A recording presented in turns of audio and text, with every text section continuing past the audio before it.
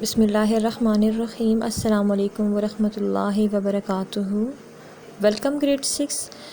آج آپ کا سیکنڈ لیکچر ہوگا یونٹ نمبر 1 کا۔ تو سب سے پہلے ہم پریویس نالج کی طرف جاتے ہیں کہ پہلے لیکچر میں آپ نے کیا پڑھا تھا۔ کوشچن تھا کہ واٹ از سائنس، یعنی کہ سائنس کیا ہوتی ہے۔ اس کی ورڈ ہسٹری تھی کہ جو لفظ سائنس ہے وہ لاطینی زبان کے لفظ سینشیا سے نکلا ہے، جس کا مطلب ہے کہ نالج یعنی کہ علم۔ یہ ایک سسٹمیٹک اور لاجیکل اپروچ ہے، کسی دنیا کے کسی بھی علم کو حاصل کرنے کے لیے استعمال کی جاتی ہے۔ تو اسٹوڈنٹس، اب ہم آتے ہیں اپنے آج کے لیکچر کی طرف۔ ہمیں سائنس کی ہسٹری کے بارے میں پتہ چل گیا ہے۔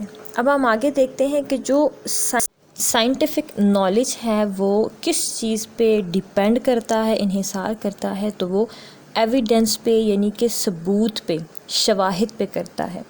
اب یہ ثبوت یا یہ شواہد یا یہ ایویڈنس کہاں سے ملتا ہے؟ یہ اکٹھا کیا جاتا ہے ڈفرینٹ قسم کے آبزرویشنز اور ایکسپیریمنٹیشنز کے بعد۔ آبزرویشن کہتے ہیں مشاہدات کو، یعنی کہ ہم اپنے سراؤنڈنگ میں، اپنے ارد گرد میں ہونے والی چیزوں کو دیکھتے ہیں اپنی 5 سینسز کو یوز کرتے ہوئے، اور پھر ایکسپیریمنٹ کیا جاتا ہے، اور ایکسپیریمنٹ یعنی کہ اس کے اوپر تجربہ کیا جاتا ہے، جو کہ آگے جا کے یا جو کہ لیڈ کرتا ہے کسی بھی سائنٹیفک تھیوری کو یا سائنٹیفک لا کو۔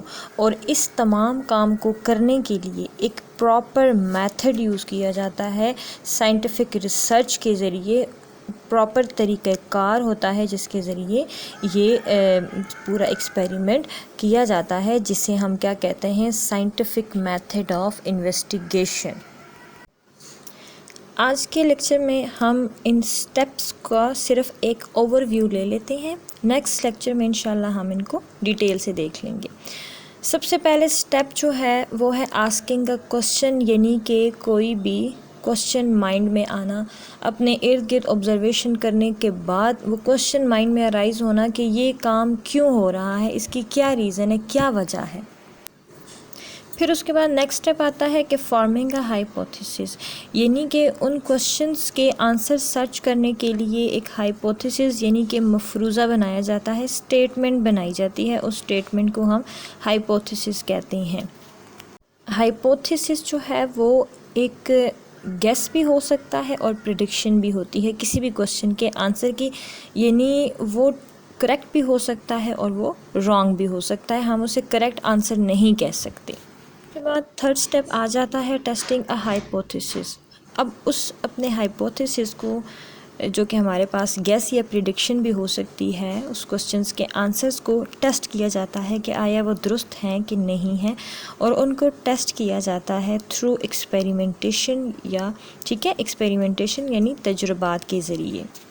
اب جو ایکسپیریمنٹ کیا ہے تو ظاہر سی بات ہے اس کا کچھ رزلٹ بھی آیا ہوگا نا، تو اس کے جو رزلٹس کو ہے وہ اینالائز کیا جاتا ہے اسٹیپ نمبر 4 میں، یعنی کہ ان رزلٹس کا تجزیہ کیا جاتا ہے۔ کس طرح کیا جاتا ہے کہ وہ گراف کی یا ٹیبل کی فارم میں اپنے پاس رزلٹس کو لکھا جاتا ہے۔ اسٹیپ نمبر 5 آ جاتا ہے ڈرائنگ کنکلوژنس۔ اب ہمارے پاس جو رزلٹ آ گیا ہے وہ ہم نے گراف اور ٹیبلز کی فارم میں لکھ لیا ہے۔ اب ہم کیا کریں گے کہ ہمارا جو ہائپوتھیسس تھا، یعنی جو کوسچنس کے آنسرز ہمارے پاس ارائز ہوئے تھے، اس کے اکارڈنگ ہم ایکسپیریمنٹ کرتے ہیں۔ اب ہم ان آنسرز کو، ان رزلٹس کو دیکھیں گے کہ آیا جو آنسر ہمیں ملے تھے کیا وہ ایکسپیریمنٹ کے کرنے سے وہ آنسر کریکٹ ہے۔ اگر وہ آنسر کریکٹ ہے تو ہمارا ہائپوتھیسس ٹھیک ہے، اگر وہ آنسر کریکٹ نہیں ہے تو ہمارا ہائپوتھیسس کیا ہے؟ وہ رانگ ہے۔ تو اس کے لیے ہمیں کیا کرنا پڑے گا کہ دوبارہ سے پھر سے ہمیں اپنی رزلٹس کو، ایکسپیریمنٹ کو ڈفرینٹ ڈائمینشنز میں یعنی اور طریقہ کار سے دیکھنا۔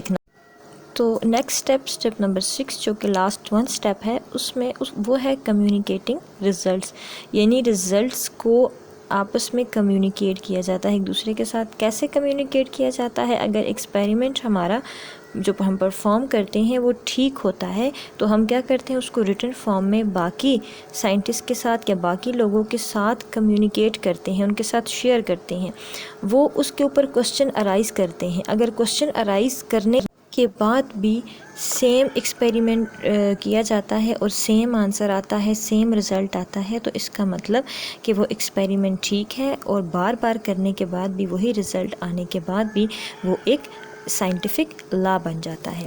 تو یہ تھا آج کا آپ کا topic, scientific method of investigation. امید ہے کہ مجھے سمجھ آ گئی ہوگی۔ کل انشاءاللہ ہم اس کو بایولوجیکل پرابلم کے ذریعے سے سمجھیں گے۔ اس کے ساتھ ریلیٹڈ PDF جو آپ کو سینڈ کی گئی ہے وہ آپ نے رائٹنگ رولز کو فالو کرتے ہوئے اپنی نیٹ نوٹ بک پہ کام کرنا ہے، اور ساتھ میں اس کو یاد بھی کرنا ہے۔ تھینک یو، اللہ حافظ۔